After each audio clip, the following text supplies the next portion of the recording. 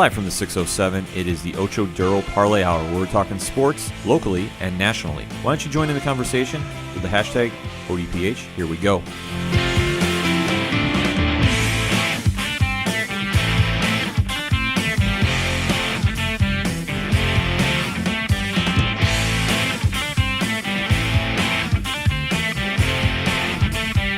And welcome back to another edition of the Ocho Duro Parlay Hour. Hashtag ODPH if you're joining us on social media today. I am your host, Ken M., and in the studio today, sitting across from me, is the sound guy galore, JR. Oh, you know I'm right here.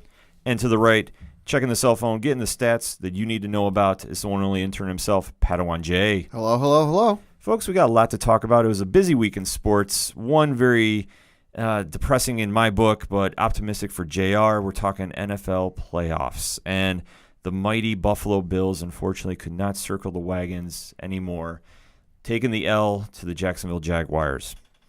It was a tough one to watch for me, but as a Bills fan, we weren't even supposed to get here, so it was kind of playing with house money. They could have won that game, but anytime that Blake Bortles is your leading rusher on both teams, it's going to make for a long afternoon. Gentlemen, any thoughts on that game? Surprised it was as low scoring as it was. I figured there'd be at least some fireworks, at least before halftime. Possibly. Oh God, that was a really bad game. Like it was hard to watch. I mean, when Blake Bortles is, like you said, the leading rusher for both teams, which is also more passing yards for himself. He ran for 87? Yeah. And threw for 82. There was just a lot of sad, man. Sad. Yeah, there's really not a lot to say about it other than Buffalo. I was very surprised that they didn't put a QB spy on him in the second half as he started getting more confidence in running, that somebody would be able to watch him.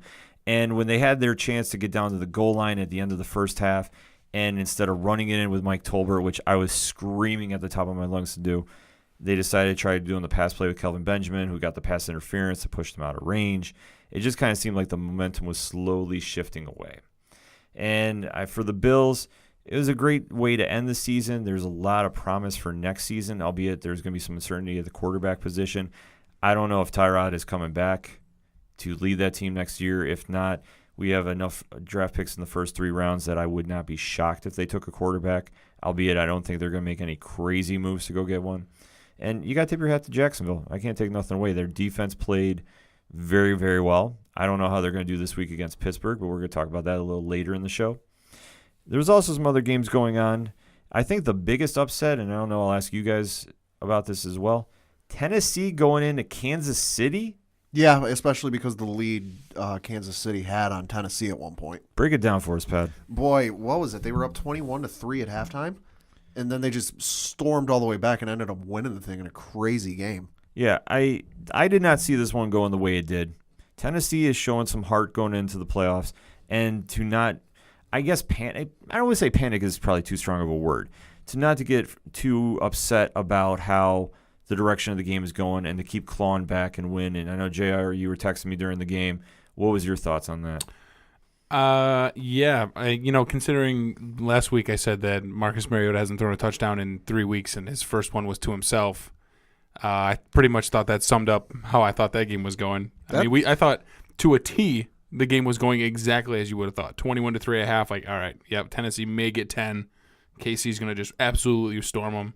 It's going to be ugly. And then they just didn't come back out of the locker room. I mean, the Kelsey injury, when you see Kelsey get up and he's got the shaky leg going on, and you're like, oh, man, that's looking pretty bad. Good. Yeah, that did not look good. And he leaves, and it just all of a sudden the offense disappeared. It never came back. And hats off to the Titans, but I thought for sure that game was going exactly to a T as we planned. KC rolls easy, onward and upward they go, and whoops. Yeah, it was kind of just so weird to see because I thought Kansas City, especially if you were looking at them at the beginning of the season, everybody had them penciled in after week 1 as like going to the Super Bowl. Oh, the greatest team of the year, 5-0, undefeated season, blah, blah, blah. And just to see how the tables turn, almost at a drop of a dime, because as we were saying, they're up 21-3 going into half. You figure at that point they're on cruise control, maybe ease up a little bit. Yeah, it kind of happens. But Tennessee, you gotta give them credit. I mean, they won that. It was a very scrappy win. I don't think there was anything flashy about it. Kansas City going 4 of 11 on third down definitely doesn't help, whereas Tennessee went 8 for 13. Yeah, that stat will come back to haunt you in the worst way possible. And Tennessee, like we said, definitely shows them hard. Mariota has got a big task ahead of him this week. Yeah. But I'll tell you what, though, that Mariota touchdown, that was impressive and awesome to watch. And mark my words, you heard it here first, that's going to be a Final Jeopardy question someday. it probably will be. That's going to be one of those moments that you're going to be like, did I really just see that? And then, yeah. A touchdown to themselves. In January of 2018, this quarterback threw his first ever postseason touchdown pass to himself. Yeah. Yeah. Just fill in the blank. Only sports, folks. Only sports. But going to take a look at the NFC now, and JR, not the best week for your LA Rams. Hey, listen, you know what? Skull Nation reigns proud. Like I said last week, it doesn't matter who that nation, Birds, Rams, it doesn't matter. The road all comes through Minnesota. I'm not worried at all. No, but the Rams did look terrible. The Rams did look terrible. And, I mean, like I kind of thought, Atlanta is getting hot at the right time. Maybe, just maybe, they're using all that, pent-up frustration from the Super Bowl to carry them through now. They want to make a statement to get back there. Matty Ice, 21 of 30 for 218 yards, 1 touchdown. Julio Jones, 9 catches for 94 yards, 1 touchdown. Yeah, as Matt Ryan threw that touchdown to him, like falling down, his back foot slipped, and he threw this dime right over the top to Julio Jones. It was pretty good. Yeah, it took full advantage. And you got to say, to the Rams, they had the number 1 ranked defense in the league, I believe. Yeah, I believe so. Going in there.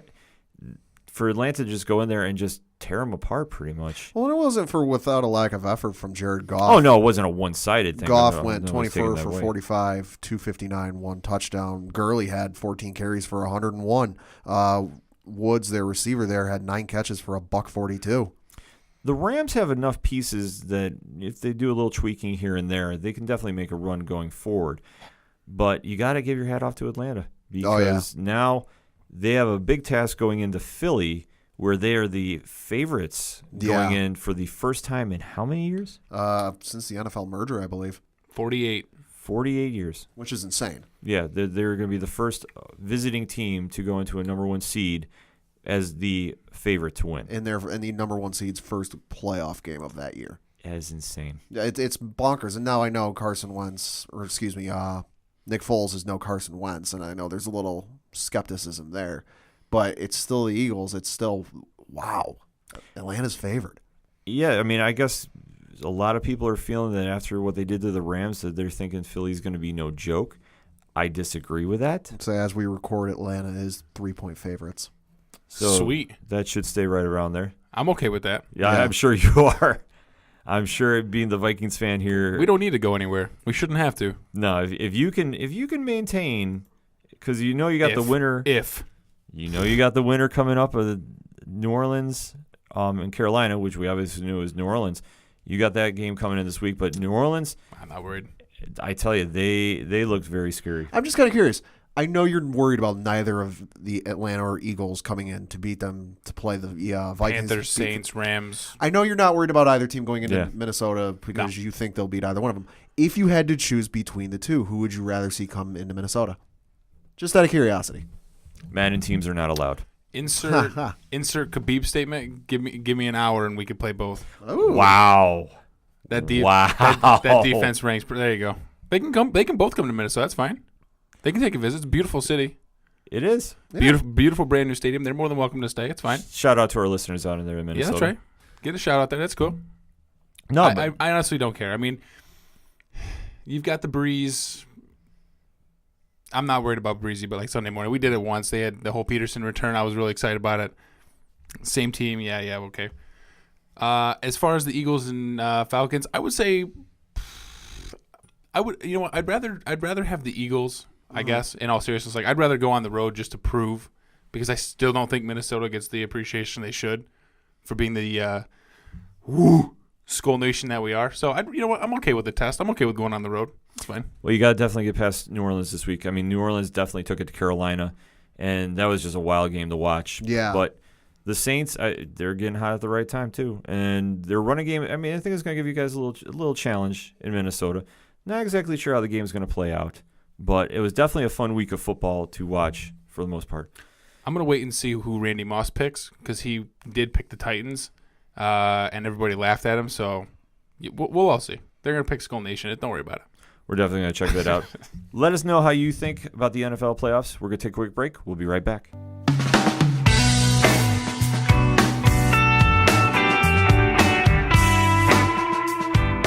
We're now on iTunes. That's right. The Ocho Duro Parlay Hour is now on iTunes. So download, rate, and subscribe. Spread the word, and thank you for listening to the Ocho Duro Parlay Hour.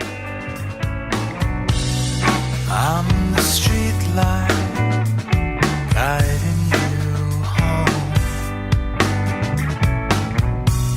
Avoid the wrong step into. Coming back for segment number 2 on this week's ODPH, and there was one big game that happened this week. JR, I'm just going to pass the mic to you. Alabama, what can you say? I didn't watch the game. I don't really care. Coach Duffy's with me on this one. Truly disappointed. It's almost like being punched in the gut. It's not cool. You know, Jalen Hurts looked really good, so that gave us a really good feeling. Alabama could do absolutely nothing, so we're like, oh, this is great. This has got to be the best thing ever. And then you bring in the freshman who steals the thunder, throws an absolute dime in overtime, and I'm like, oh, here we go again. Roll Tide, all through the land. Here it is again, and we get to deal with it for an entire year. That was the ballsiest move I think Saban could have done because because right now he looks like a genius for bringing in that freshman and it worked out. But if that backfires, the Crimson Tide faithful, the boosters, are going to be screaming. I don't think it Why backfires, would you do though. it? Well, no, I'm saying he looks so bad. I mean, it's no. I'm saying if it backfired and they still lost. Oh, yeah. If it backfired and they still lost, the boosters in the Crimson Tide faithful would be screaming like we'd hear it up here. It's just frustrating because Jalen Hurts still gets credit for the win because he was the starter. But, man, like that offense looks so bad on the field. Well, I think that's one part we were talking about with Hurts there. We thought he would not be able to win in a shootout. And we were right, and that's why Saban made the gutsy call to go. Because you're right, the offense wasn't clicking that day. Georgia was really bringing it to them.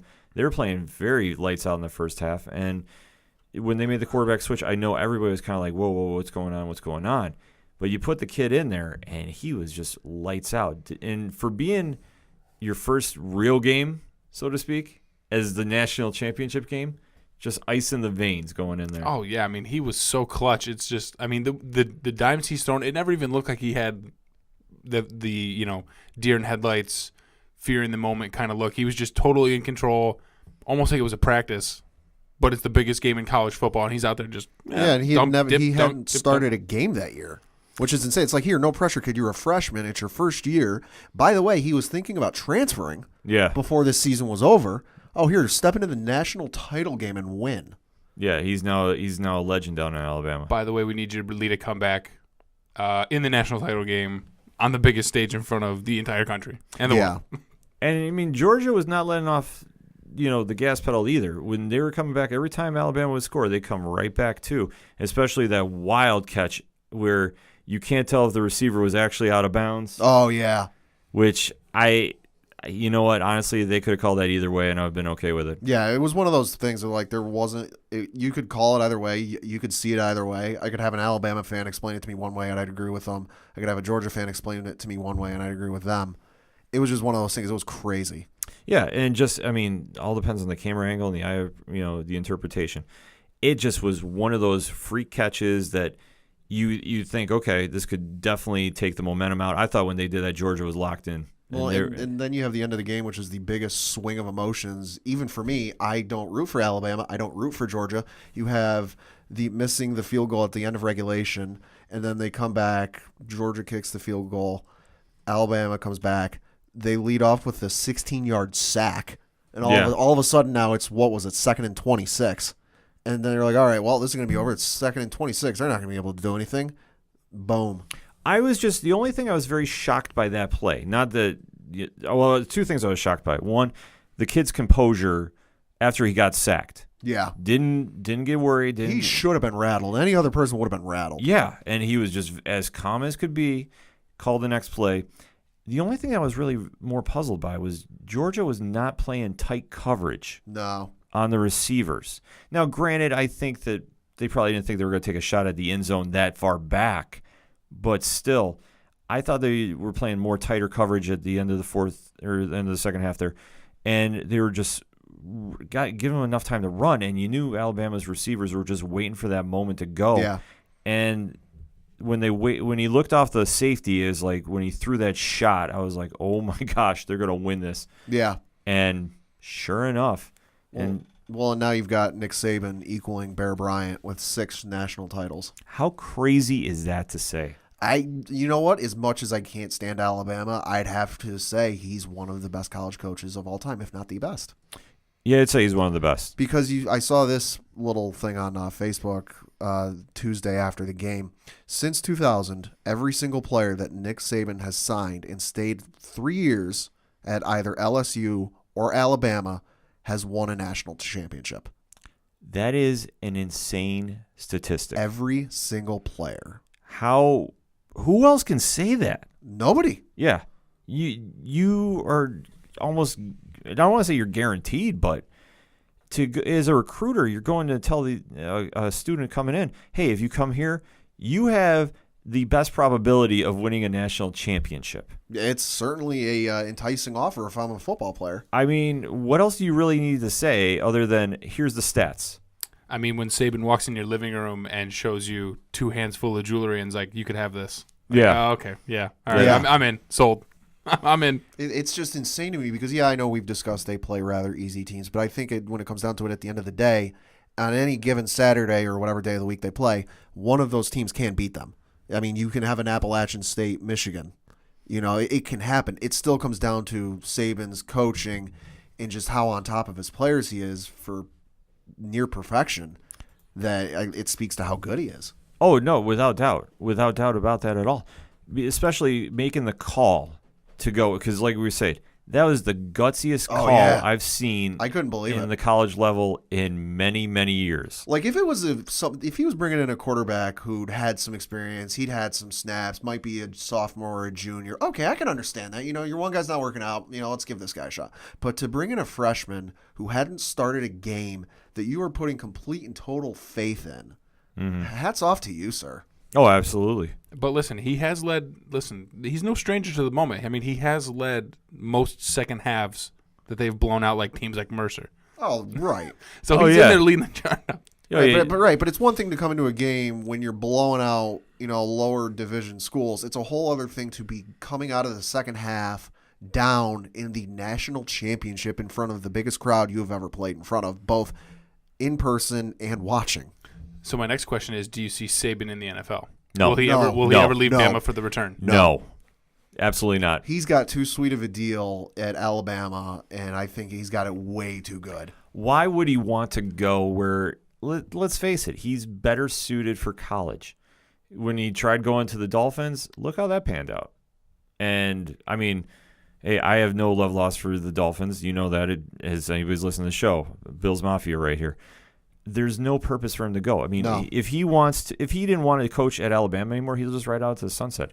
I don't see there's any place he'd want to go because he can get any kind of players he wants to come in there because look at the track record he has.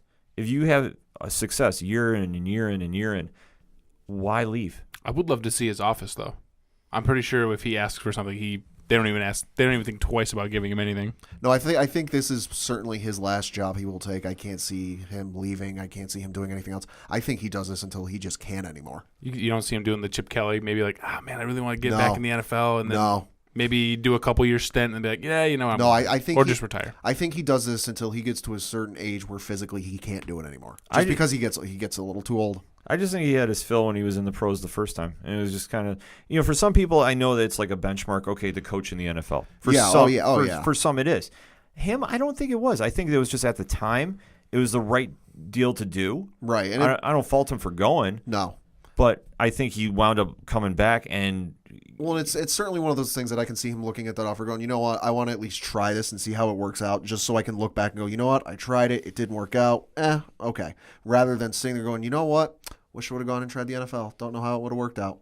Yeah, I think it was something for him that at the time, and now he's come back with the NFL experience, which I think maybe plays a little more into the factor of their success now. Oh, yeah. That And that spotlight's a little different than the college game. So he can bring that expertise in there. That's a bigger selling point to recruits too. I mean, it's a win-win for him. You got to say it. I mean, we know we have said many comments about, the team this year, but hey, oh yeah, one thing you can't take away from them, they're national champions. I'll say that NFL experience maybe, and I have no idea, I'm just speculating here, maybe he leads his practices and spring training and stuff. He goes into recruits saying, listen, you want to get to the NFL? I've coached NFL. We will get you the most ready you can be for the NFL, better than any school in the country. I mean, he's got a heck of a approach. Because what's the thing you hear? What's the thing you hear almost every year during the NFL draft is how many players from Alabama got drafted in the first round. Well, yeah. I mean, there's got to be a reason behind that. Stats don't lie. Stats don't lie, and it's more than just he's from Alabama. Actually, it's funny because I was listening to something over the internet, and it dawned on me as I was actually watching the Tennessee KC game, thinking Derrick Henry, of course, the star running back, and they were talking about it, like how many.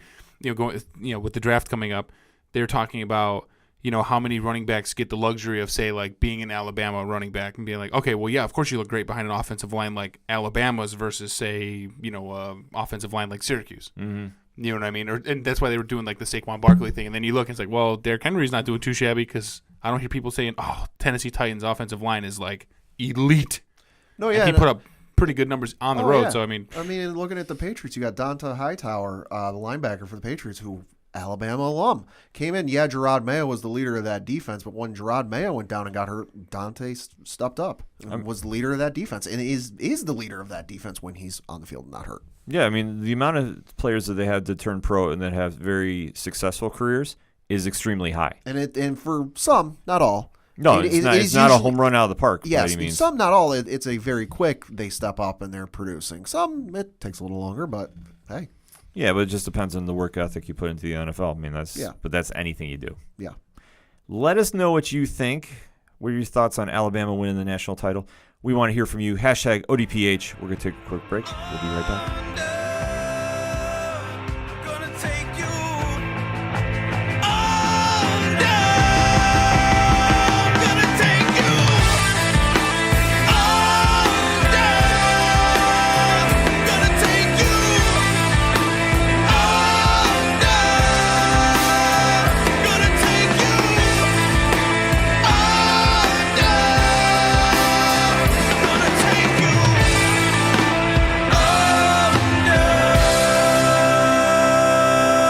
Talking a little Major League Baseball here on this week's ODPH. Pat, you got some contracts to talk about? Yeah, so today, as we record, was the deadline date for teams to settle with players to avoid arbitration.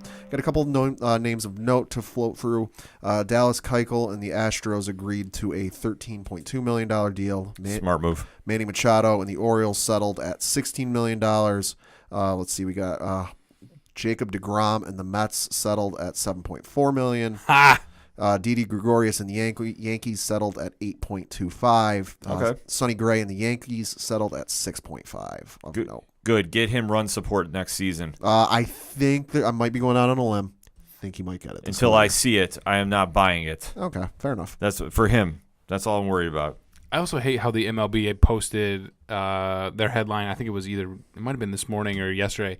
I checked my phone and they're like, Stanton and Judge blow up batting practice as they show off, see who can hit farther bombs as they're just putzing around in the winter. And I'm like, oh, great. That's the one thing. I go to a Yankees game with my brother every year, and usually just because of the way it works, we miss batting practice. I'm almost tempted with the how we get down there. I'm almost tempted to shoot him an email and go, hey, are we going to be able to get there before batting practice this year?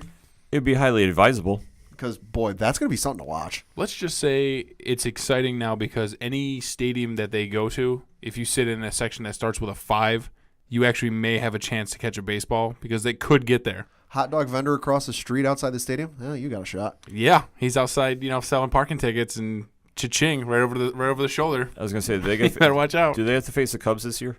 I don't believe the schedules have come out, but I can look into it. Yeah, I'm not. I was going to say, if you're sitting outside the stadium there, you might. You're sitting on the building across the street. Yeah, that's what I'm thinking. You might catch something through the window. Hey, you know what? Whatever. I think more importantly, you need to talk about the Jay Bruce signing. I was waiting for you to jump on that one. Listen, 3-year, $39 million, worth it. Anchor that with Cespedes, sure, because Wright is gone. You're not He has sure to what you're be. going to get there, yeah. Yeah, more surgeries in the offseason, but it doesn't matter. The best pitching rotation in MLB with Thor and DeGrom and Matz, and annoyingly they re-signed Harvey. So there you go. I'm just waiting for us to sign the big sexy. That'll anchor that whole rotation. He does need to come back to the Mets. Bartolo needs to come back. He needs to come back home. I miss him Yankees so do much. not play Chicago the Cubs this year. That's okay. That's all right. But we really do need the big sexy back in New York. What about Hugh Darvish? I hear he's No. looking for a team. No. I mean, if anybody wants to pay the amount of money he's asking. I'm sorry. Did you watch the same World Series I did? Oh, I did. Yeah, no, I thanks. did. No, I'm good. Thanks. I remember we were sitting here before one of the games of the World Series wondering why Darvish wasn't getting the start and somebody else was, and we looked at the stats, and he had awful numbers last year at home. Yeah, that's the one thing with the postseason, especially if teams are really gearing up for the run now. Yeah. You really got to be kind of careful about what you're signing for, the postseason. Well, yeah, and of course, Yu Darvish is a free agent, and according to Yu Darvish, because he's on Twitter and he's active, he has several offers from teams, and according to Michael Kay of the Yes Network, he is going to be getting or asking somewhere in the neighborhood of 7 years, $160 million. No, thank you. If I was the GM, I couldn't sign that much. No. I do maybe 5 and less money, but I'll say, wasn't that the amount that the Yankees gave Sabathia in his first run? Mm-hmm. So there you go. Yeah, I mean the benchmark's there, but with you, it's going to be kind of interesting. He will wind up somewhere, obviously, and he's going to make a very lucrative deal. Oh yeah. But it just depends on if you want him to be anchoring your team or do you want him to be the number 2 in the rotation. I mean, you kind of have to figure out where is the best fit for him. Well, and especially we looked at his numbers last year. He was awful at home. If that trend continues, and why would you want him pitching for the Yankees where half of his starts are going to be in Yankee Stadium, which is traditionally a very home run friendly park? Yeah, I'd say you'd almost want to say if you could wind up out in the Giants, I think would be an ideal fit for him. Oh yeah, that's a pitcher's park. I don't know. Mets are still looking for pitching. Nah, we don't need. No, stop that. We don't. No, we don't. We've got Thor at the top. You've got DeGrom. Actually, I'd say opening day starter. I'm thinking it's probably going to be DeGrom just because he was the healthiest. But probably more than likely they'll probably put Thor out there as long as he's ready to go. Mm-hmm. He'd have to have a really good spring training, which I anticipate him doing. They won't put Matz there because Matz is a good 3 guy, and then Harvey 4, and kind of fill in the blank with 5. Well, like I say, Darvish could make that lineup. No, he can't. Let me tell you something. Our lineup is so clutch now that they're back because Syndergaard, thank God, is out of the weight room, so he's not trying to look like an offensive lineman anymore. He's trying to look like a pitcher, which was his downfall last year. But I think my team's gonna be pretty sneaky this year. It's gonna be pretty good. Got riding the high hopes here with the Vikings, so I'm gonna carry that right over into the baseball season with the Mets. So understandably so. It's not to say that the Mets aren't going to be there yet. I mean, we don't know. We're going to be definitely having a Major League Baseball preview show when the season is getting ready to officially open. Fun fact: who has the best opening day record on baseball? The Mets. You're welcome. Enjoy that stat. We don't win any other game, but we can win opening day, so it's great. You get treated well, so don't worry. Yankees have a certain stat too, Pad. Oh, and how many is that? 27, 28? 27. Yeah. Yeah, okay. Before 1950, so let's settle down. Still. But yeah, definitely a lot of moves going on. I know teams are reloading right now, getting set for this spring training, which is going to be opening up just a couple weeks now. 31 days until pitchers and catchers. Booyah. And then so excited. We get ready to go, but contracts are going to get signed. Not too many free agents left out there still going into the season. So the interesting thing over the next couple of days will be the eventual dealings with the teams in arbitration with their players they did not come to terms with. Yeah, I mean, that's always the downside of professional sports. I mean, it is a business at the end of the day, so you got to make sure that, obviously everybody's money is right and correct. So once that all gets hammered out, we get to go back to the fun part, which is playing the games and watching the games. Spring training around the corner means warm weather's around the corner. Yeah, baby. Yeah. I'm really excited, though, because I have to say I'm not a fan of the Nationals, obviously, if you know the Mets. Mm-hmm. They are rivals. And I am not a fan of Daniel Murphy being on that team. However, I am very excited to see the Bryce Harper contract when that comes down. Oh, Lord. Because if he has half the season he did last year, I don't even know how big of a check someone can write. Biggest of all time. Yeah. Where do you think he winds up? I don't know. I don't know Harper. I think being the way he is, I don't know if he would give a hometown discount. That's the problem.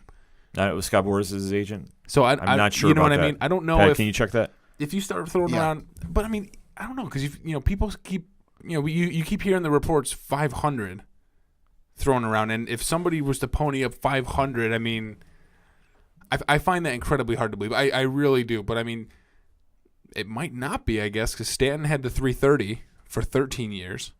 So I mean, Harper's going to get, but I don't know how they work out. You know what I mean? Because people have been burned.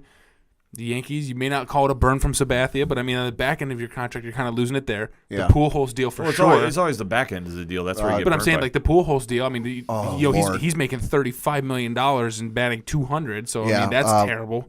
Bryce Harper's agent is in fact Scott Boras. Oh, Yeah. man. So Yeah, but then you look at the A-Rod deal at the back half of that, the Albert Pujols deal, the Robinson Cano deal, which that's still early, but you're going to see it. He's going to be in his early to mid 30s by the time that deal runs out. same thing with Stanton. Like, I mean, as a Yankee, you guys are going to get hit with that one because he's got the no trade clause. So, he's also got an opt out after like 2021 or something like that. Right, but even still, I mean, if that's when he starts pulling in 32, 34, 35.5 million, and that's a lot of money. And I'm just excited to see if somebody's really going to cut a check for anything over like 4 to 5 if he has that good of a year. I mean, me personally, I'm all for athletes getting paid. If you're, especially if you're in the NFL, like I'm more like when they hear the big money contracts, because that's the more guaranteed money for taking that kind of physical terror on your bodies. Hey, more power to you. For baseball though, I really struggle with anything over 5 years. This is just me personally. No, I'm there with you. So going to the 10 years, because you always get burnt on the back end of the contracts, because just as we've stated many times, talking about Tom Brady, no offense, it's but fine. with Peyton Manning, the one athlete opponent that you can't defeat is Father Time. Yeah. So when you're getting up in age, their skill level diminishes every so often. I mean, it happens. It's life. And you would think teams would learn this at this point because, I mean, how many we brought up some of the names. How many contracts have you seen for 6, 7, 8-year deals that by the end of it is an albatross and it is awful to get out from under? Because when teams go win now, they don't care because all they see is what's right in front of them, not what's down the road. That's what comes back to haunt them. They made that deal for Albert Pujols back however many years ago, and I'm like, yeah, it makes sense now to get a hold of him, but not for that amount of money and not that amount of time. No. Like I said, I think the Cardinals played that one very well because I would have just offered 5 years and just been done. I mean, but that's me playing GM. That's not saying what everybody else is going to do. But I think in Harper's case, I mean, if he does get the money he is asking, that is going to set a whole new precedent for professional sports contracts. But I don't think he even has to ask for it. They've already been talking about it. He wasn't. He wasn't the one who said, "Oh, I need 5 large." That's what people have just been saying. Well, that's what I'd say. It should be interesting. What is the official request to get him? I mean, but a lot. Oh, it's going to be a lot. I mean, I think honestly, I think he does leave Washington. Where he goes, there's only a certain amount of teams that will pay somewhere in that ballpark for him. I can promise you my Mets will not be a part of that. No, the Mets won't. We notoriously don't pay anybody. The Yankees would, but why at this point? Now Yeah, signing Stanton, so I don't think he winds up there. They've signed Stanton, and there's still rumors about them possibly going after Machado. So there's no way you can get Machado, Stanton, and Harper. Yeah, there's no way. The Yankees got a lot of money. They ain't got that kind of money. Yeah, I could. Oh man, Dodgers will be in on it. I think the Dodgers would. My gut pick is the Chicago Cubs. I think he winds going to Wrigley. He winds up there eventually. That could happen. I could see that, maybe not for the $500 million, but I think he will make a long contract, and I think him being out there, I think is probably the best fit for him. Well, and I think he could look at what Theo Epstein has done in the past and his track record and gone, you know what, I got a good shot of winning there. No, but if you can, build off the team there, and they have a lot of young talent on that team too, I think that's where you go. I mean, I could see him wind up in Boston too, as much as I hate to say it. I could see him wind up with Red Sox Nation. Yeah. But I got this odd feeling he goes to Chicago. I could be wrong.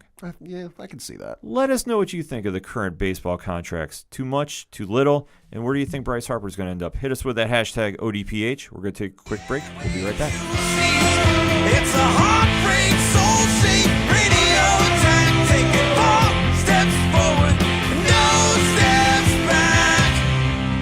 Hey, this is Vince, the Common Man Toy, local MMA fighter, telling you to keep on listening to the ODPH, the 607's up-and-coming newest podcast.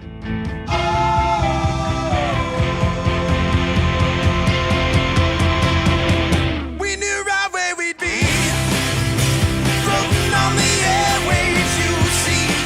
It's a heartbreak, soul-shake radio attack, taking 4 steps forward and no steps back. We knew right where Before we get into the local minute, there is a free UFC card going on this weekend on FS1. A very stacked card for being on FS1.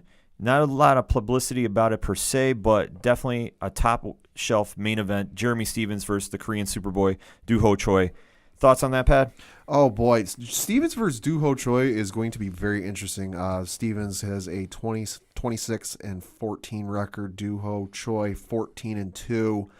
If I wanted to go with like an extra locker leap or prediction or whatever you want to call it, I'm going to have to go Do-Ho Choi on this one. I'm very intrigued to see this fight. He definitely put on a Fight of the Year candidate against Cub Swanson when they fought. That was insane. That was just a knockdown, drag-out, awesome fight. Yeah. Jeremy Stevens is going to throw nothing but haymakers galore. I am glad that this is 5 rounds because this is going to be a definite must-watch fight. Yeah, and if Do-Ho fights anything like he did in his last fight, you're going to be sitting there wondering how he's still standing. Yeah, absolutely. I could see this fight going either way, but if you want me to take a pick, I'm going to go with the Korean Superboy. I just think Choi is on the rise up. Stevens is going to contend in there, so I would not doubt a judge's decision split. I'm not even going to give you that prediction.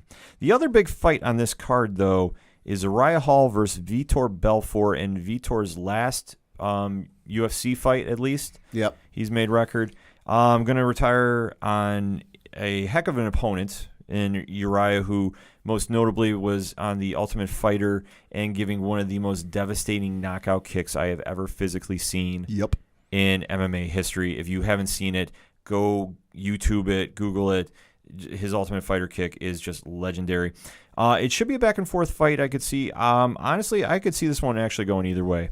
I think Uriah does win this one. Yeah. But Vitor definitely made a legacy career go on in the UFC. And, hey, you got to tip the hat. Enjoy your time after the UFC. Yeah. And thank you. Yeah, thank you for the years. Thank you for the fights. And good luck to you with whatever you do after you retire. So now we're going to kind of switch things on to the local minute. And sports-wise, in the 6-0 Lucky, well, we've had a couple things going on. The Binghamton Devils, unfortunately, lost this past Wednesday against Syracuse, but they are going to be at Rochester as we are taping on Friday night, and they're going to be home against the Utica Comets on Saturday. More information on that at binghamtondevils.com for AHL hockey needs. And our local Binghamton Bulldogs. Oh, boy.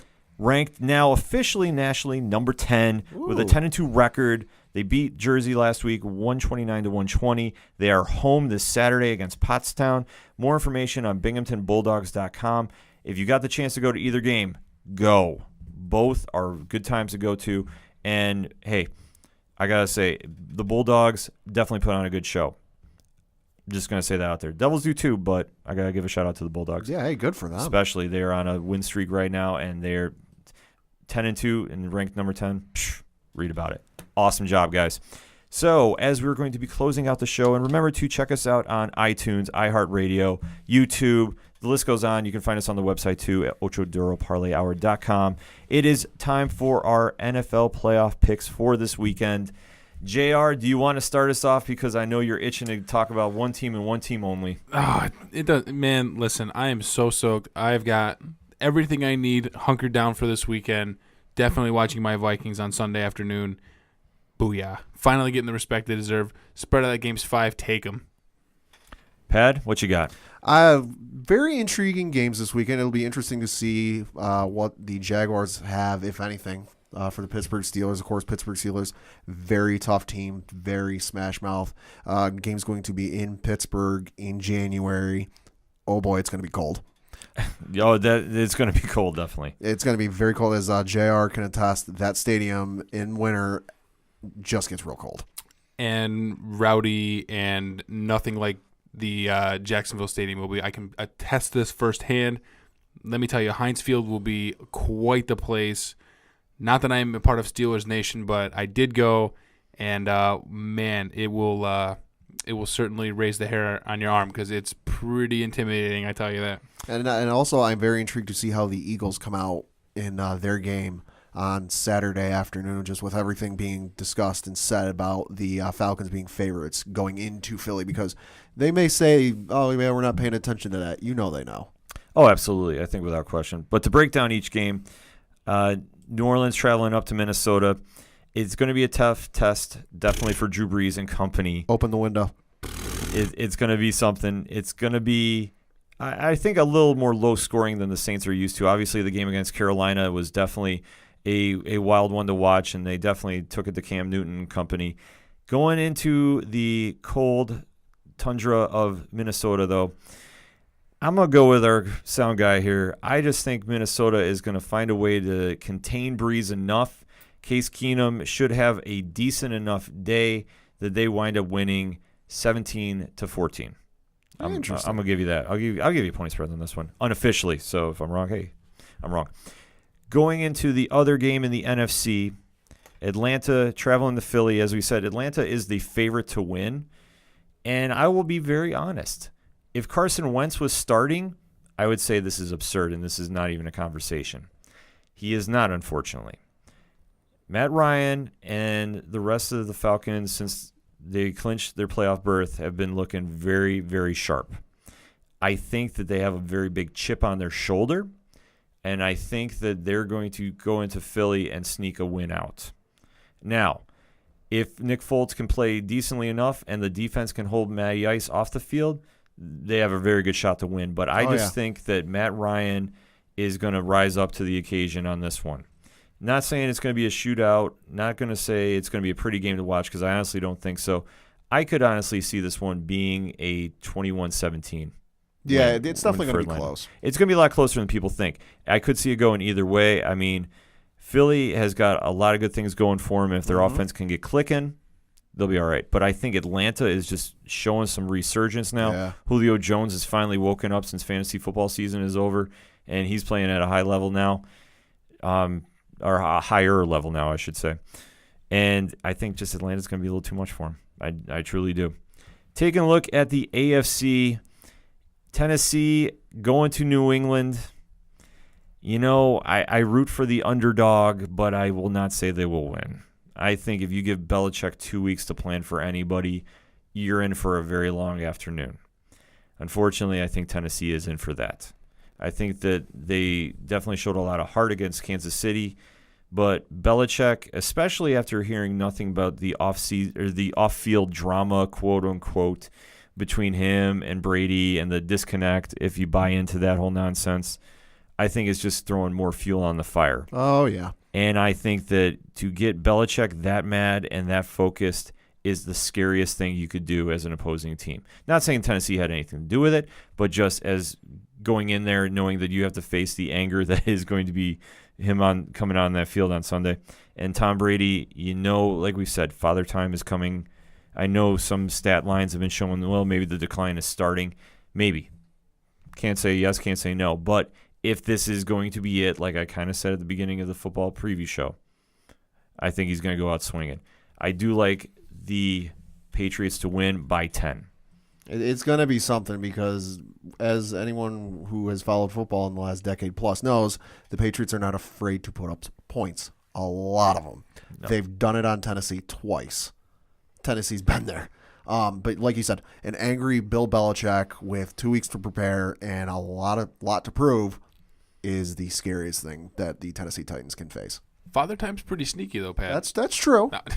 No, not that he's going to tank in 2 weeks. No, but you saw the drop off. I mean, obviously when Peyton Manning had his last run. I mean, the year before he was looking like an MVP, and then just it caught up to him.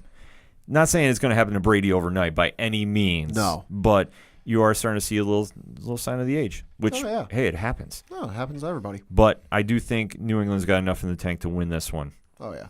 And then we go to Pittsburgh, where Jacksonville is traveling after defeating my beloved Buffalo Bills.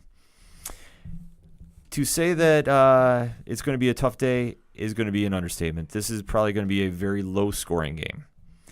But I do think that Pittsburgh is more playoff tested and they're ready. They're not going to be fazed by Jacksonville.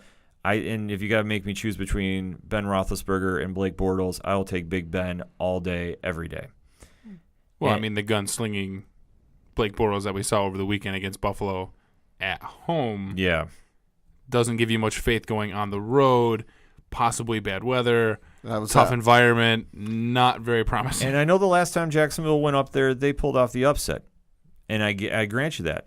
But this is different. This is the playoffs. And much like we were saying with Belichick having enough time to plan, Mike Tomlin and company is going to be ready to go too. The only question I'm going to have, just because I know it's been popping up lately, is with Le'Veon Bell talking about his contract. Yeah, a bit of a bad time to do that. Yeah, I just think that's going to be a distraction. Now, do I think it's going to be enough that the Steelers are going to lose? No. I just think it's a bad time to start bringing up about contracts when you're in the midst of making your run for the Super Bowl. And I think for Bell, he's going to need to put on a performance to back up the talk of, I need to have a very lucrative contract.